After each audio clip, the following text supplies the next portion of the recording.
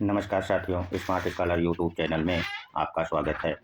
आज हम लोग राष्ट्रपति की आपातकालीन शक्तियों को पढ़ेंगे, जो कि आपकी परीक्षा के दृष्टि बहुत महत्वपूर्ण है। तो सबसे पहले जो आपात उपबंध है संविधान में वो कहाँ है, इसे आपको पढ़ना है। तो आपात उपबंध का उल्लेख संविधान के भाग 18 में अनुच्छेद 52 से 360 तक है तथा आपात उपबंध भारत शासन अधिनियम 1935 से भारतीय संविधान में लिया गया है और आपात उपबंध का जो उद्देश्य भारत के संविधान में रखने का है वह देश की संप्रभुता, एकता, अखंडता एवं लोकतांत्रिक व्यवस्था को यथावत बनाए रखने के उद्देश्य से आपात उपबंध की व्यवस्था संविधान में की गई है। अब जो आपात उपबंध है इसको 3 भागों में बांटा गया है, अर्थात उपबंधों का जो वर्गीकरण किया गया है वो 3 भाग हैं। पहला राष्ट्रीय आपात, जिसका उल्लेख अनुच्छेद 352 में। दूसरा राष्ट्रपति शासन, जिसका उल्लेख अनुच्छेद 356 में किया गया है। और तीसरा वित्तीय आपात और जिसका उल्लेख अनुच्छेद 360 के तहत किया गया है। अब हम लोग इन तीनों राष्ट्र आपात उपबंध को एक एक करके विस्तृत रूप से पढ़ेंगे। सबसे पहले हम लोग राष्ट्रीय आपात अनुच्छेद 352 को जानेंगे और पहली बात इसमें हम ये शुरू करेंगे कि जो उद्घोषणा का आधार है, किन आधारों पर राष्ट्रीय आपात की उद्घोषणा अनुच्छेद 352 के तहत हो सकती है। तो जो हमारा मूल संविधान था उसमें युद्ध, बाह्य आक्रमण और आंतरिक अशांति के आधार पर राष्ट्रपति अनुच्छेद 352 के तहत राष्ट्रीय आपात की उद्घोषणा कर सकते थे, किंतु 42वें संविधान संशोधन 1978 में इसके आधार में एक संशोधन किया गया और वो आंतरिक अशांति के स्थान पर सशस्त्र विद्रोह शब्द जोड़ दिया गया। अब युद्ध, बाह्य आक्रमण और सशस्त्र विद्रोह के आधार पर राष्ट्रपति अनुच्छेद 352 के तहत राष्ट्रीय आपात काल की घोषणा कर सकता है। अब हमारे सामने एक प्रश्न यहाँ पर उठता है जो अक्सर परीक्षाओं में पूछा जाता है। तो जो अध्यादेश राष्ट्रपति जारी करता है वह मंत्रिमंडल की लिखित सिफारिश पर ही जारी कर सकता है और जो वो राष्ट्रीय आपातकाल की घोषणा करता है उसकी अवधि कितना होती है। तो पहली बार में वह 1 माह के लिए राष्ट्रीय आपातकाल की घोषणा करता है और संसद के दोनों सदनों के द्वारा यदि 2/3 बहुमत से 1 माह के अंदर प्रस्ताव पारित कर दिया जाता है तो 6 माह के लिए उद्घोषणा की अवधि को बढ़ाया जा सकता है। इसी प्रकार 6 माह करके अनिश्चित काल तक उद्घोषणा की अवधि को बढ़ाया जा सकता है। अब थोड़ी सी जानकारी हम लोग यहाँ ये प्राप्त कर लें, क्या मूल संविधान में भी ऐसी व्यवस्था थी? तो जी नहीं। मूल संविधान में जो राष्ट्रपति आपातकाल की उद्घोषणा करता था वो 2 माह के लिए और यदि संसद 2/3 बहुमत से उद्घोषणा को अनुमोदित कर देती थी तो उसे अनिश्चित काल तक के लिए बढ़ाया जा सकता था। अब हम लोग ये जानेंगे कि जो उद्घोषणा की जाती है इस उद्घोषणा का प्रभाव क्या होता है। तो उद्घोषणा का प्रभाव अनुच्छेद 53 में बताया गया है।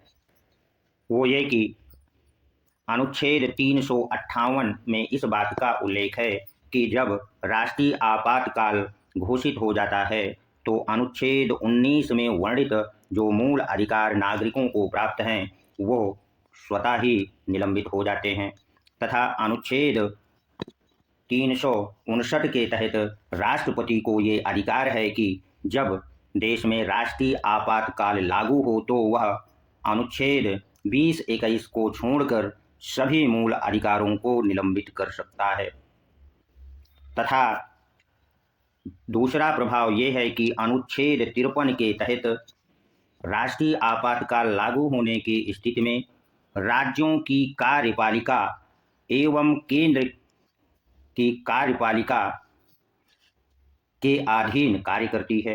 यानी राज्य की जो कार्यपालिका होती है वो केंद्र के अधीन कार्य करती है। और जब देश में राष्ट्रीय आपातकाल लागू रहता है तो संसद को ये अधिकार है कि वो लोकसभा एवं राज्यसभाओं के समय को एक बार में 1 वर्ष बढ़ा सकती है और ऐसा वो एक वर्ष करके आगे तब तक बढ़ा सकती है जब तक कि देश में सामान्य स्थिति ना हो जाए। अब हम ये जानेंगे कि राष्ट्रीय आपात उद्घोषणा की समाप्ति कैसे हो सकती है।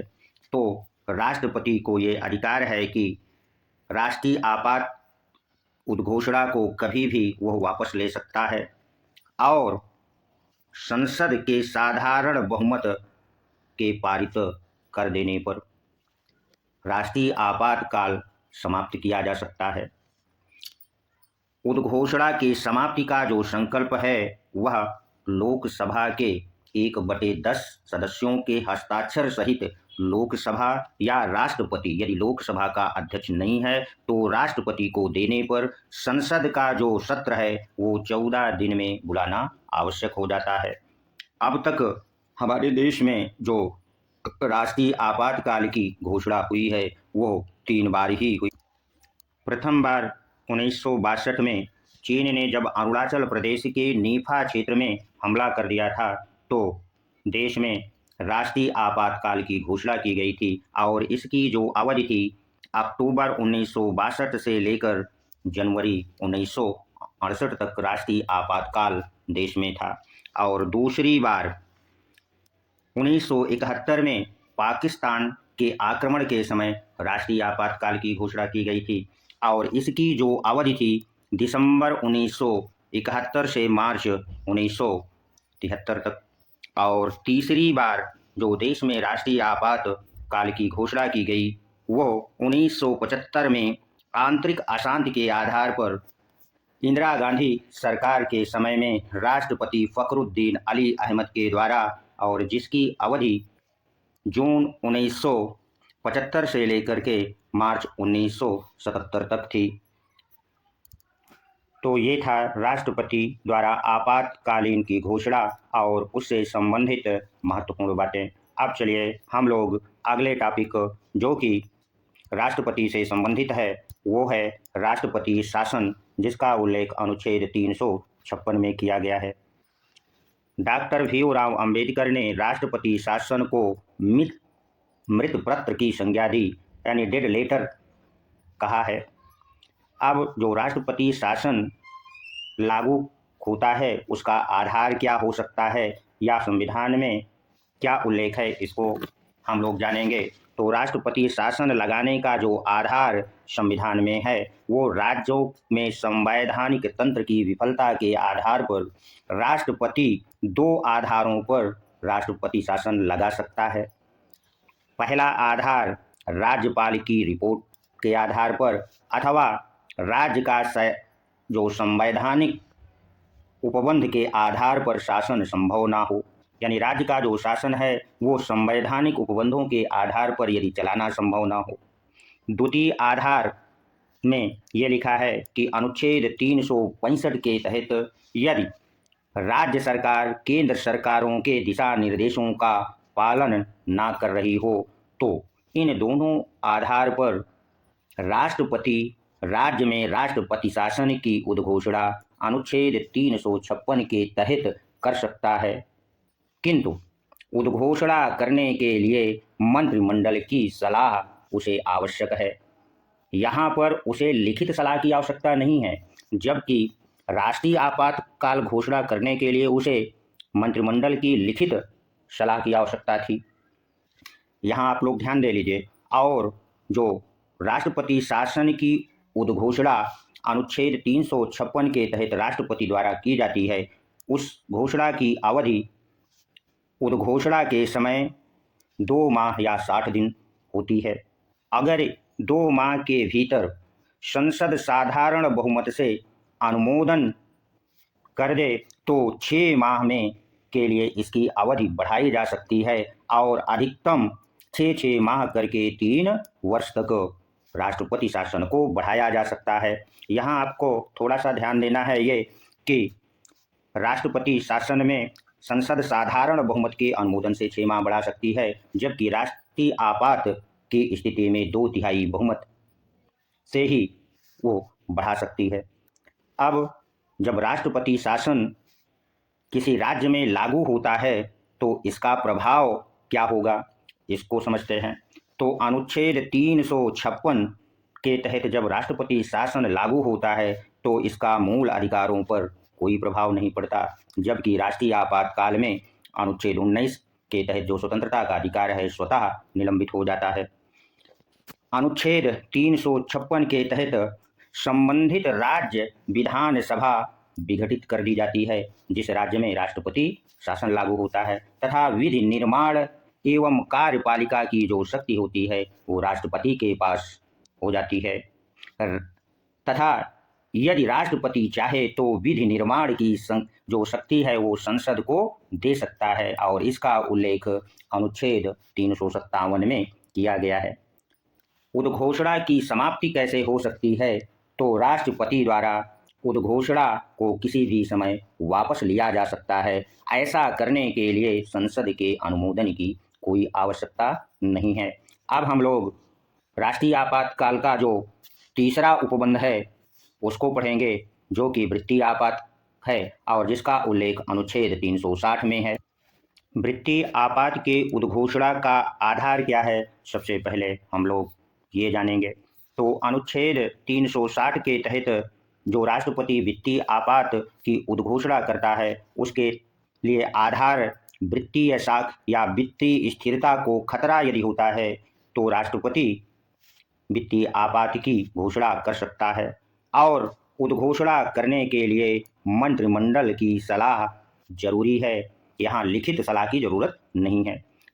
उद्घोषणा की जो अवधि होगी वित्तीय आपात की स्थिति में, तो जो राष्ट्रपति उद्घोषणा करता है वो 2 माह या 60 दिन की होती है।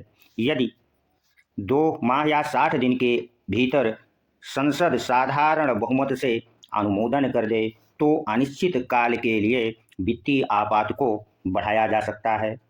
क्यों बढ़ाया जा सकता है?